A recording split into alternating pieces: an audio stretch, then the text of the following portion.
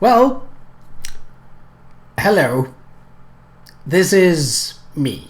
I don't normally appear on webcam, but I've just uploaded, or as of recording this, I'm currently uploading video number 999. So me recording this is gonna be the number 1000th video on my channel. That's a bit wild. I never had thought when I started back in 2016, I want to say, that I was going to reach 1000. That is, like, obviously it's just a number, but it's a milestone, and I figured that I should record something unscripted.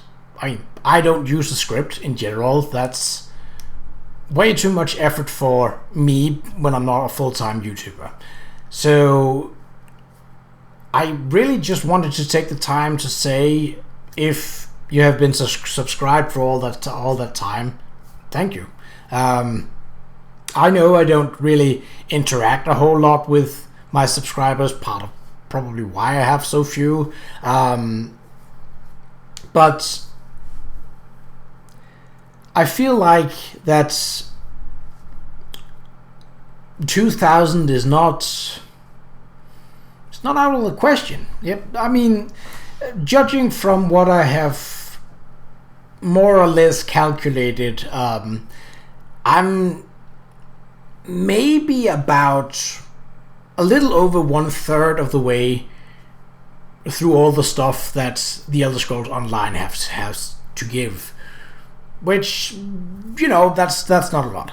There's also the whole side games on the side. As of speaking, I have recorded, but not yet edited, 2 videos of Kingdom Come Deliverance. The first was meant to be an intro, and it got like, I think, an hour and 50 minutes long. So I was like, yeah, that's just a tutorial, and you're sort of running around getting to know stuff.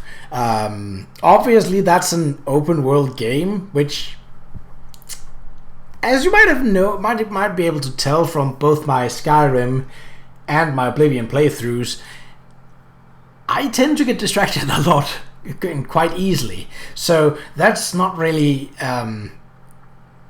that's not a great signifier. Like, Let's Plays mostly work better with a linear storytelling. That's just how it is, at least for me. Like, when I get distracted this easily as I do, that's definitely something that's gonna keep on happening. I have also, as part of my PlayStation Network, gotten hand of not just Fallout 4, but also Fallout 3 and 3.5, so New Vegas, basically. I have those. I have also been cleaning out on my desktop, which is currently right over there. And I can't move the webcam because that's just a webcam that's integrated into the frame of my laptop, which is what I normally use to edit things on. So I have that. I mean, and like, those are in the same kind of basket as Skyrim and Oblivion. Well, they're both Oblivion games, so that's not really that surprising. Set in the same kind of universe. So I have those as a sort of backup. I'm not, having played about, I think, roughly 3 hours of Kingdom Come Deliverance, I've not really gotten very far. That's gonna be a slow burner. Like, there's a lot to that game, and from what I've heard from people is that it has quite the difficulty spike. I think I was basically like, okay, oh, there's lockpicking in this game. Yeah, sure, I'll give that a try. Maybe seeing how I can do that. And I was like, okay, I am not going to ever handle a single lock in that game ever. Like that's just not going to happen. I think because the lockpicking system was very much intended for use with keyboard and mouse. It does not fit well with controller and an analog stick, or two analog sticks as you actually need. So a little iffy on that, because there's a lot of the game that I like the aesthetic, I like the setting. There are a few of the controls that are a bit on the sort of what kind of, but yeah, the story seems pretty sound, and like I've only heard praise about it. So and I'm playing the console version, which I've been told is less buggy. So I don't know about that. So yeah, I mean, I'd probably make like up to 10 episodes at least. See where it's going. And the thing is, that game is actually quite linear. It does have some side quests, but they're usually very much related to an area. So you go into a small village, and there's a side quest where you sort of this guy stole my necklace, and he's here in town, but I don't dare confront him because I'm just a chicken feeder. Okay, you go do that. So there's a few of those quests that are around. I've also bought all the DLC for it, so I mean, there is definitely stuff that I can do, and if we sort of round things up just from where we're currently standing. So I never did finish my Skyrim playthrough. I mean, it's like I got through the main storyline, yes, but like all the Dawnguard stuff was basically untouched. Like I think I made like 40 episodes, which is, I mean, yes, it's relatively a lot when each episode is plus 30 minutes, but still, it didn't feel like it went anywhere towards the conclusion of that story. And I think that story, the Dawnguard storyline alone, is like, if you only focus on that, I think it's like, what, 10, 12 hours or something like that. So yeah, we really didn't get very far in that. And the thing is that was all recorded on my PlayStation 3. And my PlayStation 3 can start. It can do its daily updates. And that's about what it can do right now. It's on its last leg. And sad as that is, well, that's just how it is. I am planning to get a PlayStation 5, but that requires some saving up. So, you know, that's in the works, that's down the line. It's not something that's really big right now, also because I have quite a few games on mainly my PlayStation 4, but I also have a couple of games on the Switch that I actually would like to play. The biggest one of those, apart from Fallout 4, in terms of how long would it take to get through the story, is probably Zelda Breath of the Wild. And I have a few other smaller titles for Switch as well. But yeah, Breath of the Wild is definitely one that I'm sort of, I'm kind of excited about it. I've heard, like, I have not really, I watched a few clips here and there, but I've never really watched a full playthrough. Not that I intend to. I intend to, as I do with most of my stuff, to basically be like, here's a place, what's inside it? Oh, I can't exit it? That's okay. Let's go on to the other side plates and see if there's a cave, see if there's a town, see if there's a building. Let's enter that. Like, basically be like that. And so obviously that's a long series as well, because that's gonna get me distracted. But that's all the things that are down the line, all adding to, I don't think 2000 is unthinkable. It might take, what, 6-7 years depending on how much spare time I get. That's a little hard. My current work situation, if you can call it that, again, I did mention it in one of the Reaper's March episodes, where that it's a bit technical. I won't get into that really, because this is not a vlog channel, and this is not what this channel is about. So, but basically, I know what I am doing till the end of June. Then there's the summer holiday, which is still sort of like, am I actually doing anything there? Like, there's technically at least 3 weeks of official summer holiday there, and that's a little sort of like, does that count for me as well with what I'm on and such? So I don't know what I am doing in August and going forward from that.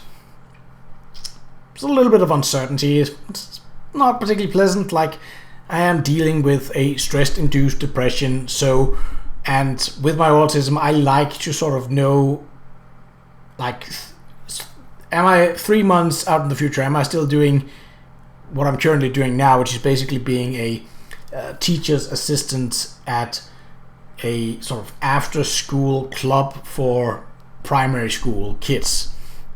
I don't think it's a thing that exists outside of, perhaps even outside of Scandinavia. I know that it exists in other Scandinavian countries, but that's a very unique thing to Scandinavia. That's, instead of kids going home after school, at least in the age of 6 to 10, 11-ish, 12 some places, they don't just go home when school's over at like 2 in the afternoon, because the parents aren't home. And so we basically have this system called, badly translated, it's called past school club, where you're basically like, your kids are basically kept social like they are with other kids, and they play together, and we as teachers assistants are basically just there to like start things up,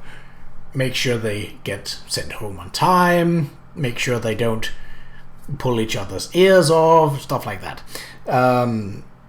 But that's ending. Like, that's ending come this summer holiday. Obviously, the kids aren't here during the holiday, so that's a little up in the air as well. I might be called in as a stand-in and actually earn a little bit on that if things go well. Again, that's up in the air. But I don't know what I'm doing after July. Let's say after July. If I have a lot of spare time and aren't being pulled in every other direction, I might be able to record more. And if I'm able to record more, I'm obviously also going to edit more, which is then in turn going to mean that I get closer to the 2,000 mark or whatever sooner rather than later. So that's also why I don't consider, like, yeah, 1,000 is great, but it's not more than that. It's just a number. Pretty nice round number, nice pretty number, but not more than that. At least not to me. So, and if this is a very hypothetical situation, if I'm not working after July, then I would be able to record more, and I would be able to edit more. I am also planning on returning to actually my most popular series, which is The Fruit of Grisaya, the visual novel that I did record my reading of way back in the day. Like, that was literally one of the first non-Elder Scrolls series that I did. It's apparently my most viewed series, and it's like, I'm a little in two minds about that, because I like doing that. It's very easy. Like, it doesn't require any skill other than reading. Sure, there might be an odd word here and there, but that's, I mean, you can't know every word in every language, and I'm just, trying my best. Where to some games require skill. Visual novels don't do that. In most cases, they do sometimes require you to make a decision, but I mean, that's where a save game comes in. Besides, like I have with the Labyrinth of Qa'Rajh, where there's 5 choices because there's 5 girls for the hero to choose. So I don't mind choosing. I mean, I have my dice tower, so, and I have plenty of dice. I'm a dice goblin, so making a choice is not something that I am against. It's just so, but it's not like don't expect visual novel recordings to just suddenly be like, now they're back. That is a thing. Like, if I start to record visual novels again, there is a slight technical caveat with that, and that is that the visual novels that I have are in my Steam library on my desktop. I don't have the games on my laptop. I edit them on my laptop. Now the problem with that is that the screen recorder that I use, Wondershare Filmora, I think it's version 11 point something or other. I have that on my desktop. I'm gonna have it updated, but I am not signed in. So the I paid for full use, lifetime use, way back in the day, way before things with subscription became a thing. So I have a lifetime access to Filmora through Wondershare Filmora, and that's awesome. Like, I think I paid like 360 Danish crowns. Like, it was really cheap. I think was that in dollars. Currently, that's like what, like divided by 6, so that's like $60, roughly $60-$70, roughly around there. So yeah, that's really cheap compared to constantly having to pay for it. I mean, if you can find a subscription service that also offers the one-time payment, you don't. It doesn't exist anymore. Like, people are sort of, it's better that we earn something all the time, continuously. Anyway, but I'm not signed in on that, and I need to be signed in with my account, and my account can only be signed in on one computer. Fair enough. So I'd have to go sign out here, or just force a sign in on the desktop, and then have the recordings uploaded, going over and on to YouTube. So, in which case, if I were to do that, I would move my editing over to the desktop, but only for the sake of the visual novel videos, because all my thumbnails, all my audio recordings, and usually also my video files, they are on a drive on this laptop. And while I probably could transfer them and something like that, it's basically going to make it so that, like, I want to make those videos at some point when I have the time, and that's the big point. Because if I am to move all the things, or at least most of the things over, or just sign in on my on my desktop, that would mean that any video that I record from consoles, which is done through my Elgato, they are recorded and edited on this laptop, So I have the Elgato feed coming in through here, I press record, it starts recording, I start the audio recording on the side, bada bing bada boom, things are running, usually. That is a little more difficult to move. So I'd basically be going like, say I probably record a couple of videos in not a bulk, like I say stop, probably go get a cup of coffee, start a new recording, better do that through, and then like maybe do like 3 or 4 like that, then come back, like edit them, because I probably edit them in the bulk, one by one as soon as they're uploaded. Then I perhaps like, oh, while they are uploading, I could record from the console. That's fine, that's free, right? Yes, recording would be free to do, but then I would have to basically sign in here after I have signed in on my desktop for recording and editing the visual novel video. So that would be a lot of going back and forth, and that is mainly, well, the time that it takes to do that, or rather the sort of mental sort of, how to put it, I don't know how to fully say that in English. The mental surplus, let's just say it like that. The mental surplus of energy to do that is the main reason why I have not continued my visual novel videos. But as I said, very hypothetical, if that situation arrives after July, then I will do that and they will return, and that's how things will be. So I think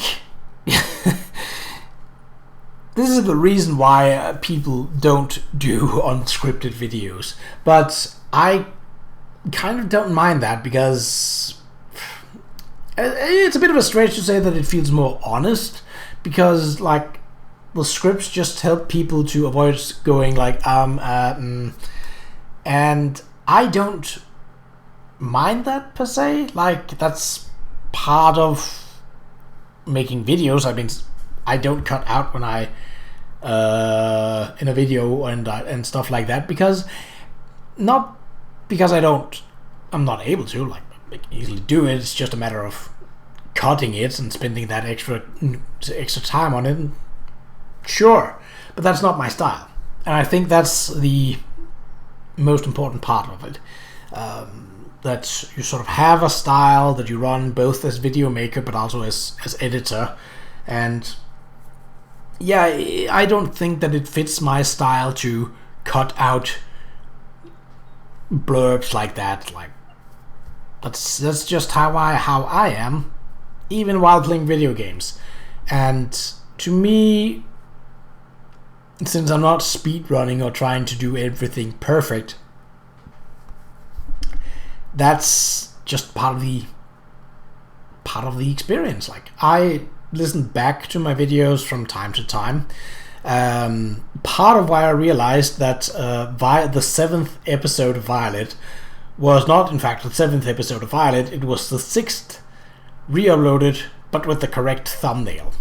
I was like, this sounds familiar. Why, hold on, why are things... And then I was like, okay, I'll sit down, I'll watch through the episode, something is strange.